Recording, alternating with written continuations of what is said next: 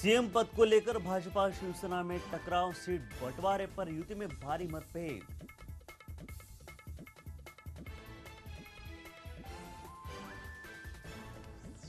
PM Modi ने घाटी के लोगों के साथ एकजुटता की बात कही, प्रशंसकों से अपना जन्मदिन न मनाने की अपील।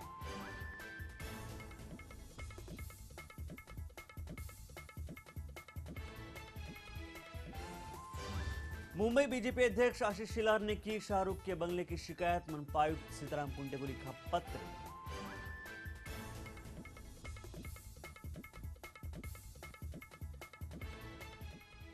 और सोमदेव ने भारत को दिलाई बराबरी, डेविस कप के बने योद्धा।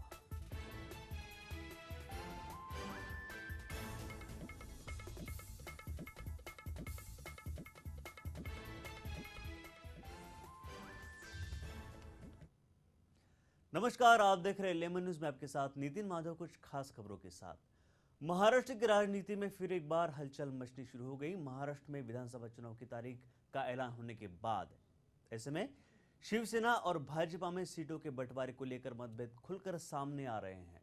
सूत्रों के मुताबिक सीटों के बंटवारे को लेकर फिर से शिवसेना और बीजेपी में टकराव पैदा हो गया है। भाजपा के वरिष्ठ नेता राजीव प्रताप रूडी ने कहा कि मोदी दोनों पार्टियों का ये रिश्ता 25 साल पुराना है, लेकिन सीटों का बंटवारा विधानसभा चुनाव में बराबरी का होना ही चाहिए।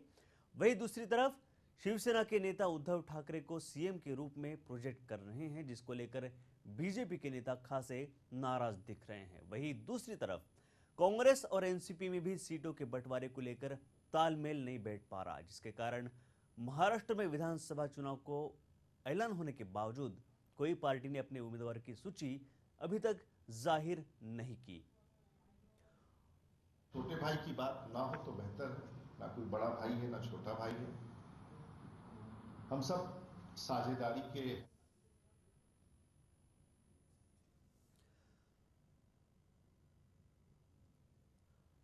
चुनाव आयुक्त ने 15 अक्टूबर की तारीख घोषणा की, इस चुनाव की तारीख की विधानसभा महाराष्ट्र में जो होने वाला है। और उसके बाद जो है खुलकर जो गठबंधन में एनसीपी हो, कांग्रेस हो या शिवसेना बीजेपी हो, इनके गठबंधन की जो अंदरूनी कलह है वो सार्वजनिक तौर पर सामने आ रहा है, सामने आना शुरू हुआ है। एक तरफ शिवसेना जो प्रमुख है उद्धव ठाकरे, वो खुद को सीएम के तौर पर खुद को प्रोजेक्ट करना शुरू किया उन्होंने, और इससे खासे नाराज बीजेपी नेता। और सीटों के बंटवारे को लेकर भी एनसीपी, कांग्रेस और बीजेपी शिवसेना में भी अनबन जारी है। इस पर सीधा जुड़ते हैं हमारे वरिष्ठ संवाददाता संजय मिश्रा के साथ। संजय जी, अब चुनाव के तारीख के तिथि के ऐलान के बाद जो अंदरूनी कलह है वो सामने आना शुरू हुआ है। जिस तरह से एनसीपी कांग्रेस में पहले से अनबन शुरू थी, अब बीजेपी शिवसेना में भी अनबन शुरू थी, अब वो सामने आनी, सार्वजनिक तौर पर सामने आना शुरू हुआ। तो क्या लगता है आपको कि इन आपसी कलह का जो फायदा है वो बाकी जो विरोधी पार्टी है उनको मिल पाएगा या नहीं?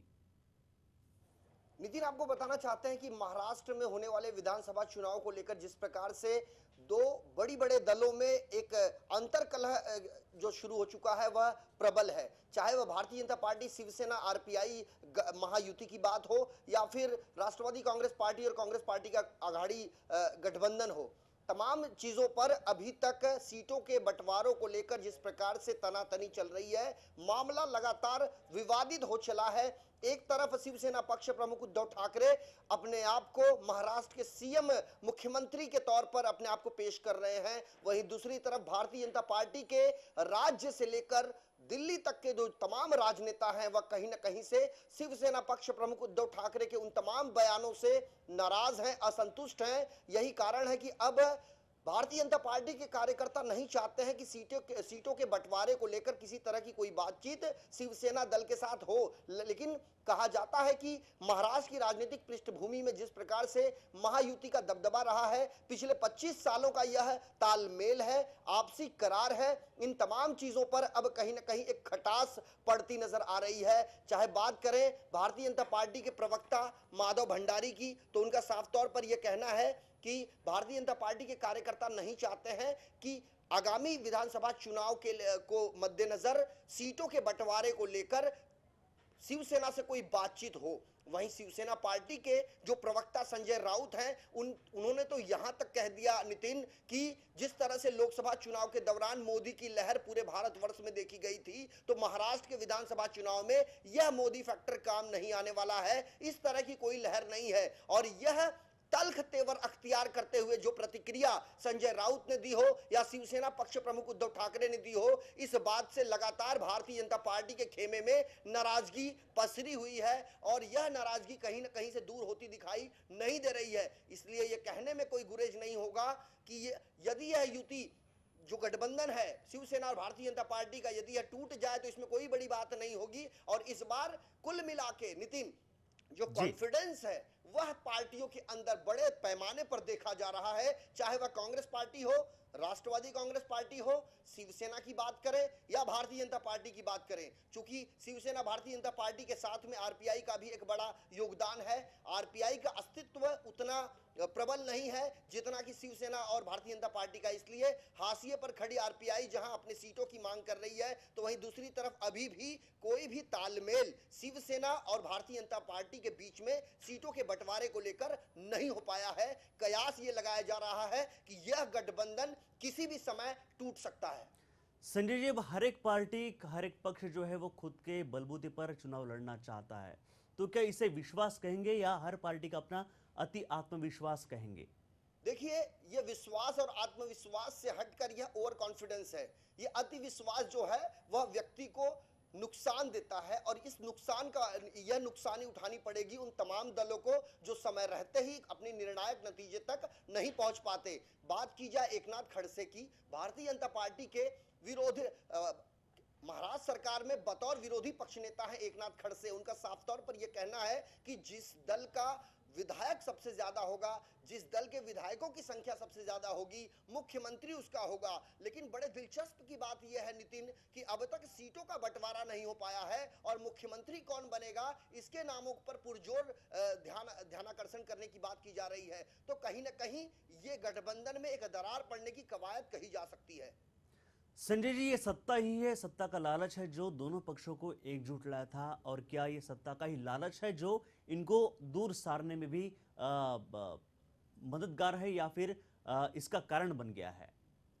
देखिए, मैं आपको बताना चाहूंगा कि जिस प्रकार से साल 2009 के विधानसभा चुनाव में जो आपसी सीटों की सहमति हुई थी, भारतीय जनता पार्टी जहां 119 सीटों पर चुनाव लड़ी थी, वहीं शिवसेना कुल 169 सीटों पर चुनाव लड़ी थी। लेकिन अब भारतीय जनता पार्टी की तरफ से जहां नरेंद्र मोदी साहब देश के प्रधानमंत्री जब से बने हैं, तब से भारतीय जनता पार्टी का जो कॉन्फिडेंस है वह बढ़ चुका है। आपको बता दें कि लोकसभा चुनाव में जिस प्रकार से चाहे गुजरात हो, राजस्थान हो या फिर देश का सबसे बड़ी जो लोकसभा सीटों वाली प्रदेश है उत्तर प्रदेश, वहां की 80 सीटों में से 74 से अधिक सीटों पर विजय श्री पताका लहराने में भारतीय जनता पार्टी कामयाब हो पाई थी। यही कारण है कि अब भारतीय जनता पार्टी महाराष्ट्र के कुल 288 सीटों में से 144 सीटों की दरकार रखती है और उनका साफ तौर पर यह कहना है कि वह आधे की हकदार है और आधे पर वह चुनाव लड़ना चाहती है। अभी भी आपको बताना चाहेंगे कि जिस प्रकार से 119 सीटों पर भारतीय जनता पार्टी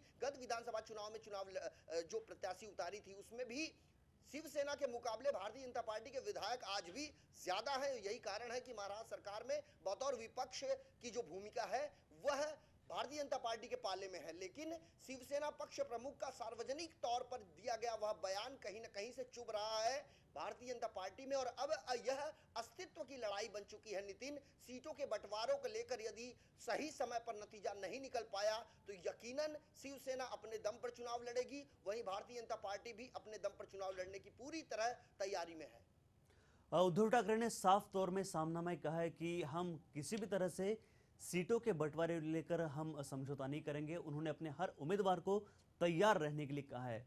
तो क्या ये आखिरी पड़ाव बोला जा सकता है गठबंधन टूटने का, और यहाँ कहाँ आपको गठबंधन दिखाई दे रहा है? देखिए, मैं आपको बताना चाहूंगा कि जहां कांग्रेस और एनसीपी में 114 और 174 का फॉर्मूला तय करने की कवायद जारी है।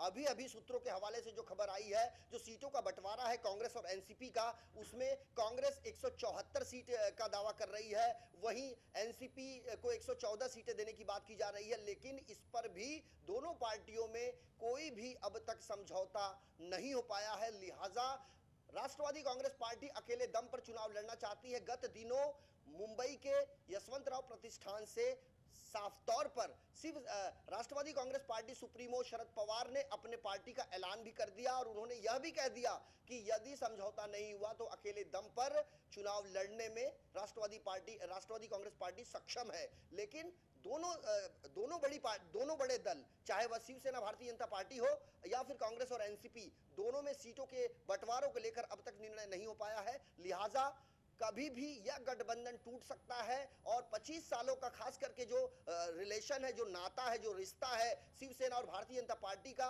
वह शिवसेना के सुप्रीमो, जो दिवंगत नेता शिवसेना सुप्रीमो बाला साहब ठाकरे और खास करके भारतीय जनता पार्टी के अटल बिहारी वाजपेयी साहब ने, दोनों ने मिलकर जिस प्रकार से यह पौधा लगाया था, यह पौधा अब पतझड़ में बदल जाएगा, यह कहने में अतिशयोक्ति नहीं होगी। संजय, 25 साल का जो अरसा है काफी लंबा समय होता है एक दूसरे का विश्वास संपादन करने के लिए और एक दूसरे का ट्यूनिंग सेट करने में। अब क्या वजह कि 2014 में ये बंधन आकर टूट रहा है 25 साल होने के बावजूद?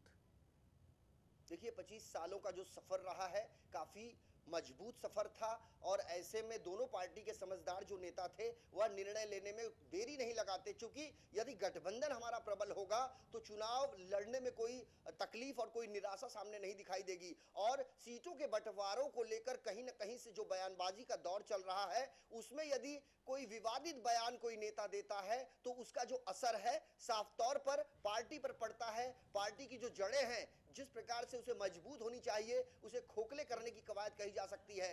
जो फॉर्मूला कांग्रेस और राष्ट्रवादी कांग्रेस पार्टी के बीच में तय करने की कवायद चल रही है विवादास्पद, उसी तरीके से शिवसेना और भारतीय जनता पार्टी में भी सेम, यानी 144, जहां भारतीय जनता पार्टी 144 सीटों की मांग कर रही है, तो वहीं राष्ट्रवादी कांग्रेस पार्टी भी कांग्रेस से 144 सीटों की मांग कर रही है। तो यह देखना दिलचस्प होगा कि आज दिल्ली में राष्ट्रवादी कांग्रेस पार्टी सुप्रीमो शरद पवार और कांग्रेस की जो सर्वे सर्वा हैं सोनिया गांधी, इनके बीच में एक बैठक होनी है। इस बैठक में कयास यह लगाया जा रहा है कि काफी कुछ निर्णय लिया जा सकता है। इसीलिए दोपहर के बाद तक हमें इंतजार करना होगा कि क्या रणनीति तय करती है कांग्रेस पार्टी की सुप्रीमो और वहीं एनसीपी के जो शरद पवार हैं, इनके बीच में किस तरह की बातें होती हैं। इसके साथ साथ राजीव प्रताप रूढ़ी, जिन्होंने अभी अभी एक ताजे बयान के दौरान ये कहा है कि 2 से 3 दिन के बीच में जो यूती के जो सीटों के बंटवारे को लेकर जो बातचीत चल रही है,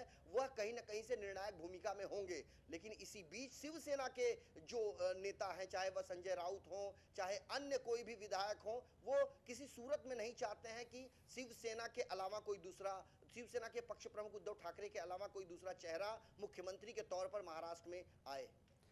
संजय जी, उद्धव ठाकरे ने एक बयान में कहा था कि मोदी लहर जो थी वो लोकसभा तक उन्होंने हामी भरी थी कि हाँ मोदी लहर है, लेकिन अभी उन्होंने भी साफ किया कि पंजाब और बाकी जो राज्य है वहां पर मोदी लहर साफ काम न कर पाई। सिर्फ महाराष्ट्र, बाकी राज्यों में जहां उसको बहुमत हासिल हो वहीं पर उन्होंने काम किया मोदी लहर ने। तो क्या बीजेपी का जो और कॉन्फिडेंस है कि हमने राष्ट्र जीत लिया, अब महाराष्ट्र भी जीत लेंगे, तो इसे क्या बीजेपी का और कॉन्फिडेंस कहेंगे हम लोग? देखिए, मैं आपको बताना चाहूंगा कि जब कोई फिल्म रिलीज होती है नितिन, तो उससे पहले उसका ट्रेलर दिखाया जाता है दर्शकों को, बिल्कुल। और ट्रेलर के ही दम पर उस पिक्चर का जो आकलन है वह किया जाता है। तो यह विधानसभा चुनाव जो होना है, इसका यह एक झांकी है। अभी बहुत कुछ देखना बाकी है, चूंकि चुनाव से पहले तनातनी का जो माहौल होता है वह उभरना अमूमन लाजमी है। हर बार यह देखा जाता है कि जब आपसी किसी चीज को लेकर तालमेल नहीं बनता है तो इसी तरह ही तल्ख तेवर अख्तियार किए जाते हैं। और खास करके जो 25 साल का जो नाता है, उसमें भारतीय जनता पार्टी ने यह सपने में नहीं सोचा था कि शिवसेना के पक्ष प्रमुख उद्धव ठाकरे नरेंद्र मोदी साहब के खिलाफ इस तरह की बयानबाजी देंगे, क्योंकि पूरे भारतवर्ष में मोदी लहर जो देखी गई थी, नतीजा उसका निकल कर ये आया कि बड़े पैमाने पर भारतीय जनता पार्टी के पाले में लोकसभा के जो चुनाव में जो उम्मीदवार उतारे गए थे वह जीत कर आए और जीतने वाले लोकसभा सांसदों की जो संख्या है वह 288 के आसपास 282 के आसपास पहुंच चुकी थी। तो यही कॉन्फिडेंस भारतीय जनता पार्टी को महाराष्ट्र के विधानसभा चुनाव में दिखाई देने लगा है। लेकिन कहीं ना कहीं से शिवसेना का यह कहना है कि जब भारतीय जनता पार्टी ने अपने देश के प्रधानमंत्री पद के लिए नरेंद्र मोदी साहब के नामों की जब अनुमोदन किया था तो उसे पुरजोर तरीके से शिवसेना ने समर्थन दिया था। लेकिन रही बात केंद्र की थी, वह अब महाराष्ट्र की बात है। महाराष्ट्र में शिवसेना पार्टी का यह सपना है कि उनके पक्ष प्रमुख उद्धव ठाकरे को मुख्यमंत्री के तौर पर देखा जाए, जो कि कहीं ना कहीं से नागवार गुजर रही है भारतीय जनता पार्टी को। भारतीय जनता पार्टी के जो तमाम नेता हैं उनका साफ तौर पर यह कहना है कि जिसके विधायकों की संख्या ज्यादा होगी मुख्यमंत्री उसका होगा। लेकिन अभी तक सीटों का बंटवारा नहीं हो सका है और ऐसे में मुख्यमंत्री के नामों की जो बातें सामने आ रही है वह कहीं ना कहीं विवाद का सबब बन रही है। नितिन, जाते जाते आखिरी सवाल संजय जी आपसे कि सत्ता किसी की भी हो, एनसीपी या कांग्रेस की या बीजेपी शिवसेना की, इसका जो सीधा संबंध है वो भारत की या महाराष्ट्र की जनता से, महाराष्ट्र से है। तो इस आंतरिक कलह में क्या महाराष्ट्र की जनता को और महाराष्ट्र का फायदा होगा या फिर नुकसान होगा? देखिए, नुकसान और फायदे की जहां तक बात है, जब तक सीटों का बंटवारा नहीं हो जाता है तब तक उससे पहले कोई बयानबाजी देना प्री मैच्योर कहा जा सकता है। अतः हमें इंतजार करना होगा कि दोनों दलों के बीच में सीटों के बंटवारों को लेकर किस प्रकार के निर्णय लिए जाते हैं। कुल 288 सीटें हैं। एक तरफ भारतीय जनता पार्टी 144 सीटों की मांग कर रही है, तो वही दूसरी तरफ शिवसेना का साफ तौर पर यह कहना है कि जो हम पिछले समय जिस तरह सीटों का बंटवारा हुआ था उसी की तर्ज पर साल 2014 के विधानसभा चुनाव में सीटों का बंटवारा हो। यानी कुल मिला के सूत्रों के हवाले से हमारे पास जो खबरें आ रही हैं नितिन, उससे तो ऐसा लग रहा है कि अब शिवसेना 150 सीटों पर अड़ी हुई है, वही भारतीय जनता पार्टी अभी भी 144 की सपने में है। वह चाहती है कि हमें आधा मिले, लेकिन क्या यह नतीजा निकल पाता है, हमें यह देखना होगा। जी, बहुत बहुत शुक्रिया संजय जी हमारे साथ इतनी सारी जानकारी बांटने के लिए और हमारे साथ जुड़ने के लिए। तो शिवसेना और बीजेपी का आंतरिक कलह, साथ ही साथ एनसीपी और कांग्रेस का कलह, आंतरिक कलह सामने आ रहा है खुले तौर पर, और इसका जो परिणाम है वो विधानसभा के चुनाव में हम सबको देखने को मिलेगा।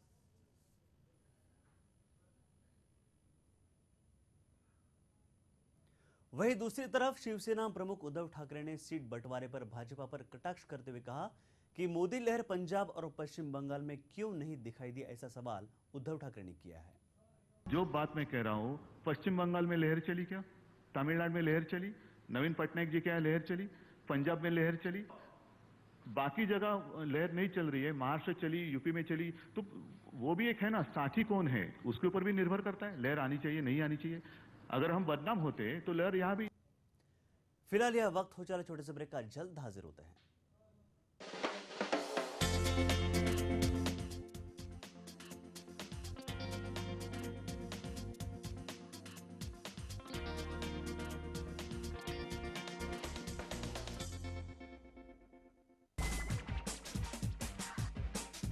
मार्केट समझना नहीं है कोई rocket science,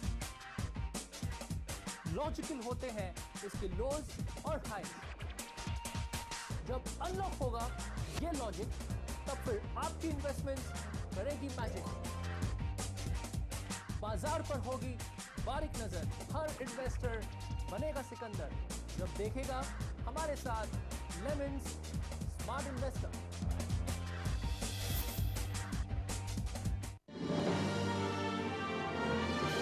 Global Advertisers, scaling new heights in outdoor media.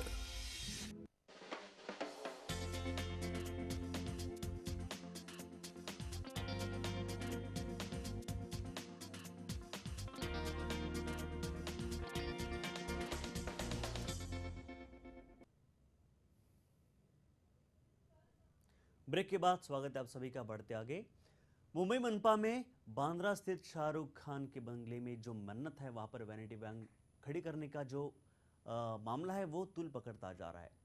Mumbai BJP अध्यक्ष राजू शेलार ने इस मुद्दे पर बीएमसी कमिश्नर सीताराम कुंटे को पत्र लिखकर इसकी शिकायत की। शेलार के अनुसार शाहरुख के बंगले के बगल में जो 9.25 मीटर की चौड़ी सीमेंट की सड़क माउंट मेरी को जाती है, उसकी चौड़ाई घटाकर 6.25 मीटर कर दी गई। आपको बता दें कि शाहरुख खान अपने व्यक्तिगत वाहनों को खड़ा करने के लिए इस रैंप का इस्तेमाल कर रहे हैं, जिसको लेकर जनता में काफ़ी नाराजगी है और लोगों को काफ़ी परेशानियों का सामना भी करना पड़ रहा है।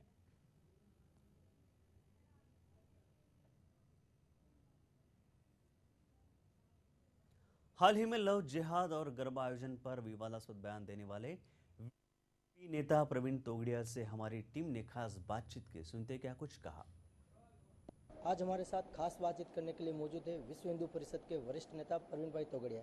आइए उनसे जानते हैं देश में मौजूदा जो हलचल चल रही है उसके बारे में। प्रवीण भाई, आपसे जानना चाहेंगे, गुजरात आज आप दौरे पर हैं, क्या विशेष औचित्य था आज का? 1964 में जन्माष्टमी के दिन विश्व हिंदू परिषद की स्थापना हुई थी, तो इस जन्माष्टमी 50 वर्ष पूर्ण हो गए। यह 50 वर्ष में विश्व हिंदू परिषद का काम अलग अलग प्रकार से भारत में लगभग 2 लाख प्रकार की गतिविधियां है और भारत के बाहर दुनिया के सैकड़ों देशों में विश्व हिंदू परिषद का काम खड़ा हुआ है। तो फिर से हम एक संकल्प करोड़ों हिंदुओं को करवाने जा रहे हैं। संगठित हिंदू, सुरक्षित हिंदू, समृद्ध हिंदू, समरस हिंदू और सम्मान युक्त हिंदू। और यह संकल्प के साथ करोड़ लोग खड़े हो और यह देश में कोई हिंदू भूखा न रहे, शिक्षा विहीन न रहे, स्वास्थ्य विहीन न रहे, रोजगार नौकरी विहीन न रहे और कोई हिंदू असुरक्षित न बने और देश में कहीं छुआछूत बचे नहीं, वह संकल्प के साथ हम अभियान प्रारंभ करने जा रहे हैं। साथ ही अगर देश के मौजूदा हालातों की बात करें तो इन दिनों एक काफ़ी चर्चित शब्द जो है लव जिहाद चल रहा है, उसके बारे में आपका क्या कहना है? लव और जिहाद दोनों शब्द भिन्न हैं।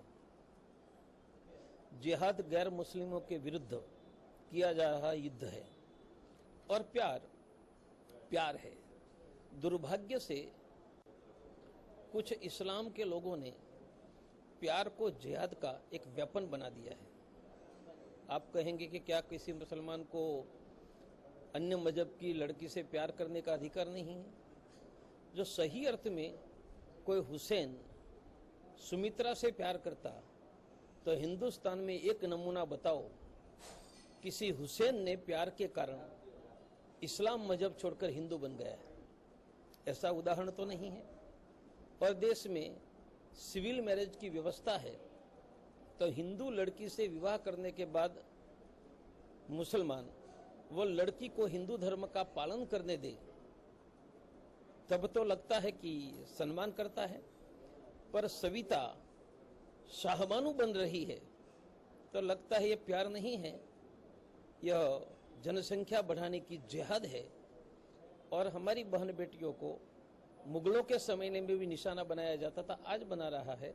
विश्व हिंदू परिषद ऐसी किसी घटना का मुंहतोड़ उत्तर देगी और किसी भी परिवार की बहन बेटी पर हाथ डाला तो सभी जाति के हिंदू खड़े होकर हिंदू महापंचायत खड़ी करके हर जगह हिंदू बहन बेटियों की रक्षा करेगी।